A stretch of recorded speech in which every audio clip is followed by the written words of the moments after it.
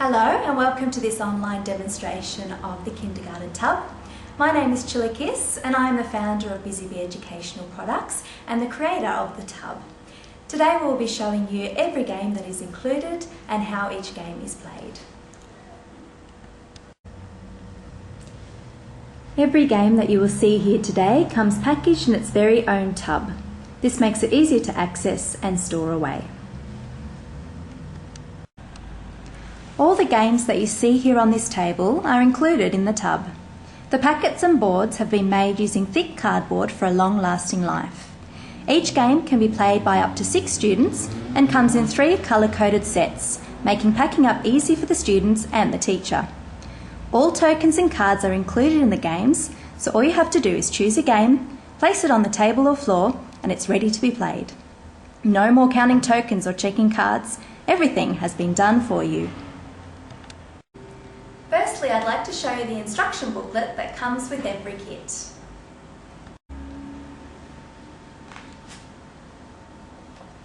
It has a contents page which shows all the games that are included in the tub. It also has detailed instructions on how to play each game, which is clearly set out, making it very user-friendly. The first game in the kit is called Nathan's Numbers, Fiona's Figures. This is a bingo type game and it's looking at the concept of whole number. Not only is it looking at the number itself, it's looking at the number before, the number after and the number in between. The students get to choose whether they would like to be Nathan or Fiona. They play with the partner and they choose a card from the pile.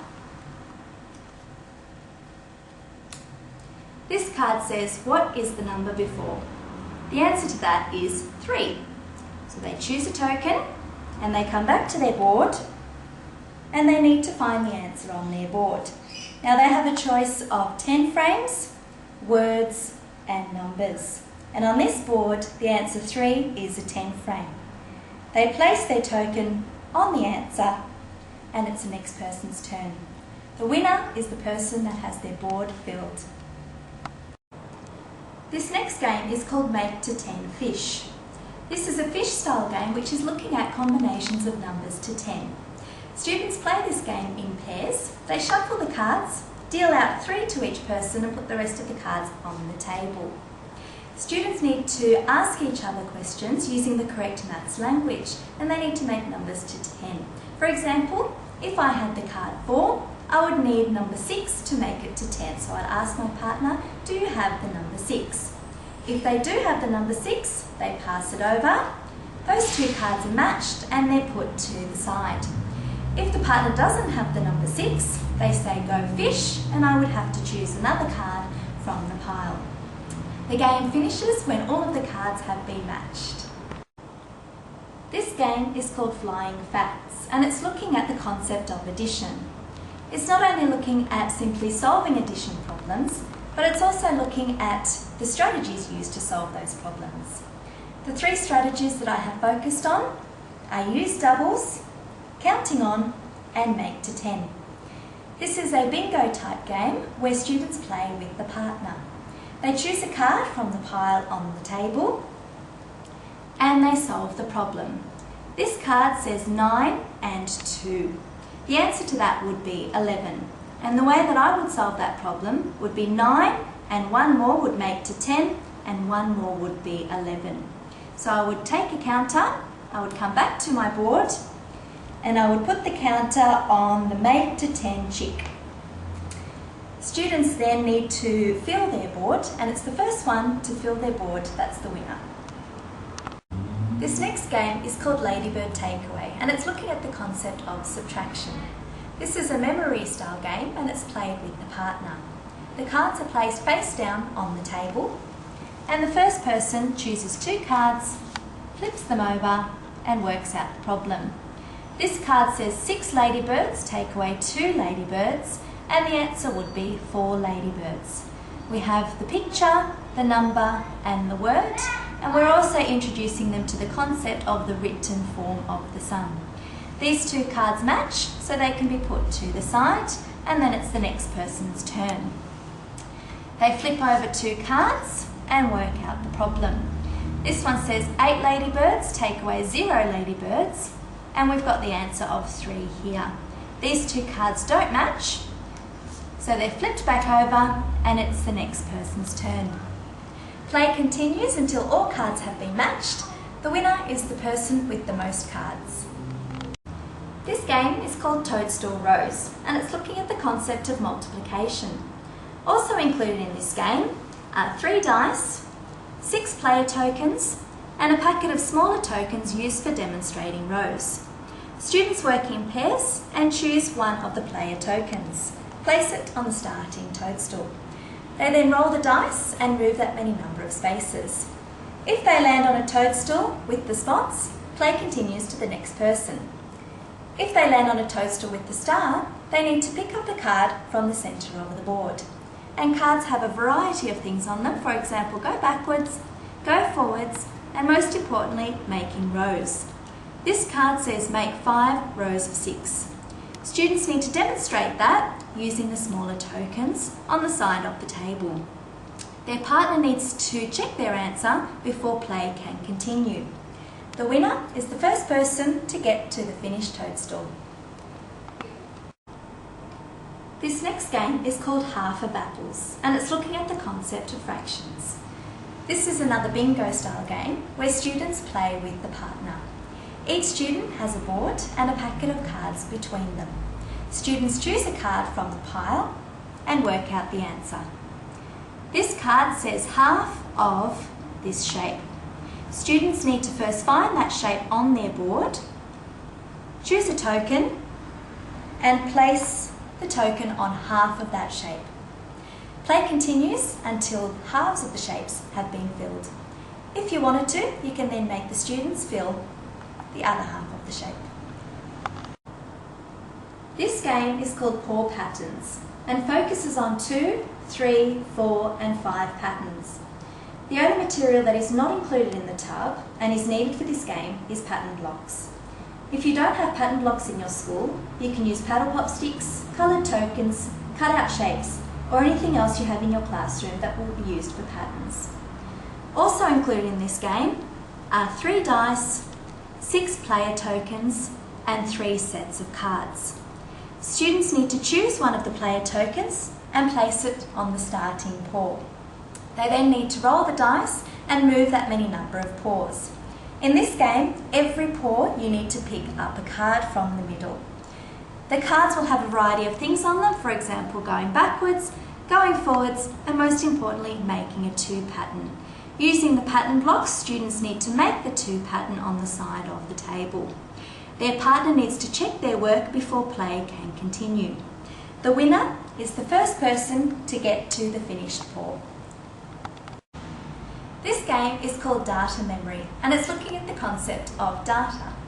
This is a memory style game where students work in pairs and place the cards face down on the table in front of them.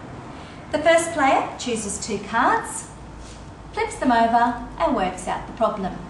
This card has got a picture of 2 pigs, 1 horse and 3 cows. And the matching card to that would be 2 pigs, 1 horse and 3 cows. These 2 are matching, so they are placed to the side of the table. And then it's the next person's turn. They choose 2 cards and work out the problem. This card has got 2 grapes, 2 bananas and 4 apples.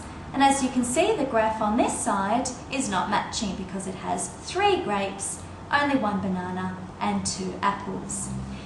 The student then needs to turn those cards over and play returns to the first student. The winner is the person that has all the cards matching and has the most in their pile. This game is called Lengthy Pencils, and it's looking at the concept of length. This is another fish style game where students play with the partner. The cards are shuffled and 3 to 5 are dealt to each player. The rest of them are placed on the table in front of them. Students are not allowed to look at their partner's cards, and they need to use the correct mathematical language to find out which card their partner has. For example, if I have this card with the short purple pencil and the long red pencil, I would need to use the correct language to ask for that card from my partner. If my partner has that card, they hand it over, The two are matched and placed to the side of the table. If my partner doesn't have that card, they say go fish, I choose another one from the pile, and play continues. The winner is the person that has the most pile of cards that are matching. This next game is called Cover Like a Star, and it's looking at the concept of area and tessellating shapes. Students need to race each other to find out which shape will fill the fastest. As you can see, they have a choice of one of 6 boards. Each of the boards have got different sized shapes with different areas. Students need to race each other using these tessellating shapes. They need to fill their shape as quick as possible without leaving gaps and without overlapping shapes. Students then need to discuss why some of the shapes filled faster than the others.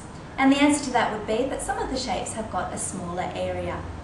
The aim of this game is to fill the shape the fastest and to understand the concept of area. This game is called Capacity Puzzle and looks at the concept of volume and capacity. The puzzle focuses on the language that is used to describe the capacity of a jug.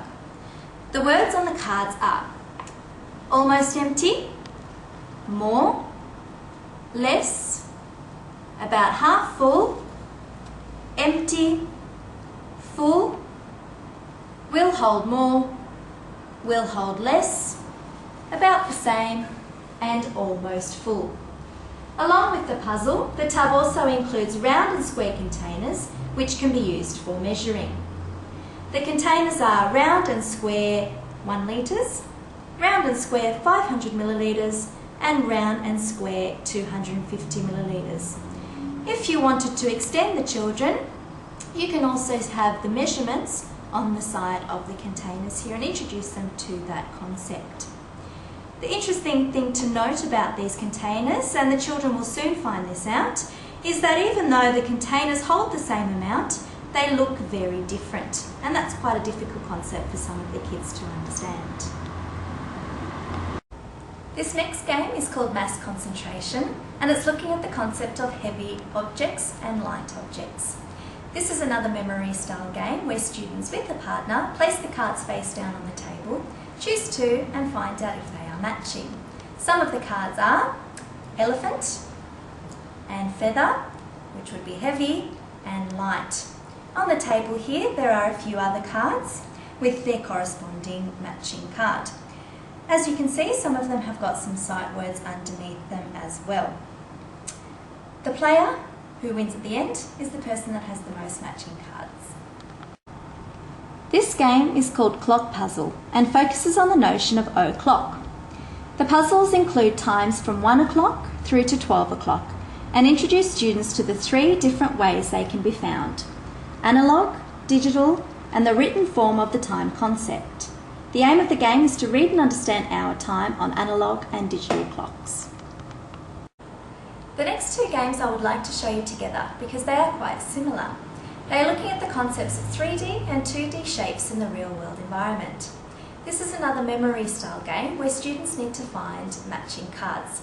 But instead of finding 2, this time they need to find the 3 cards that are matching. If we have a look down on the table, we have got the 3D cards, we've got cube, and the 2 that would match would be dice and present. We've got another one, rectangular prism, the kitchen cupboard, and a tissue box. If we have a look on the other side of the table here, we have the 2D shape oval and the matching pictures hamburger and football. We've got triangle and the matching shapes ruler and roof.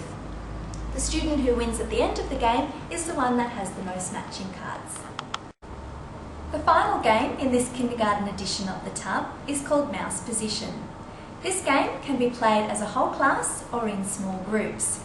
It focuses on the concept of using the correct mathematical language to describe the position of the mouse. It includes a large board with all the positions of the mouse, and it also includes 9 individual cards. This is very similar to celebrity heads. A teacher chooses a child to come out the front. They place one of the cards without the student seeing on their head. The student will then need to ask the rest of the class, is my mouse on top of the cheese? And the answer would be yes. Play will continue until the card has been guessed. That brings us to the end of this online demonstration of the kindergarten tub. I hope it has been helpful and informative. If you do have any other questions, please don't hesitate to contact me and I'll be happy to answer them. Thank you very much for your time. Goodbye.